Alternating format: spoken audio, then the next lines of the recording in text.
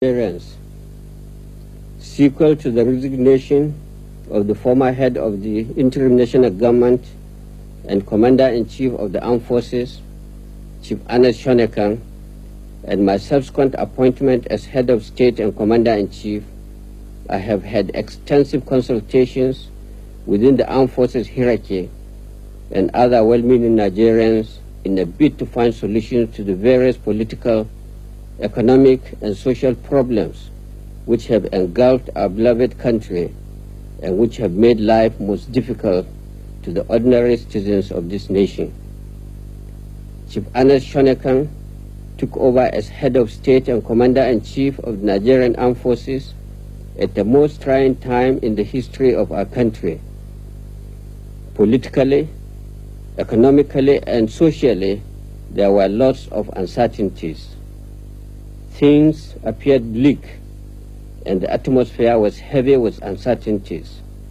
However, driven by the belief in himself, his countrymen, and love for his country, he accepted to face the challenges of our time. I will therefore like to take this opportunity to pay tribute to him for his selfless service to the nation. He showed great courage at taking on the daunting task of heading the interim national government, even a greater courage to know when to leave. Many have expressed fears about the apparent return of the military. Many have talked about the concern of the international community. However, under the present circumstances, the survival of our beloved country is far above any other consideration. Nigeria is the only country we have. We must therefore solve our problems ourselves. We must lay a very solid foundation for the growth of true democracy. We should avoid any ad hoc or temporary solutions. The problems must be addressed firmly, objectively, decisively, and with all sincerity of purpose. Consequently, the following decisions come into immediate effect. The interim national government is hereby dissolved. The national and state assemblies are also dissolved. The state executive councils are dissolved.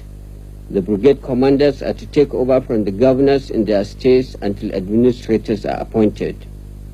Where there are no brigade commanders, the commissioners of police in the states are to take over. All local governments stand dissolved. The directors of personnel are to take over the administration of the local governments until administrators are appointed. The National Electoral Commission is hereby dissolved.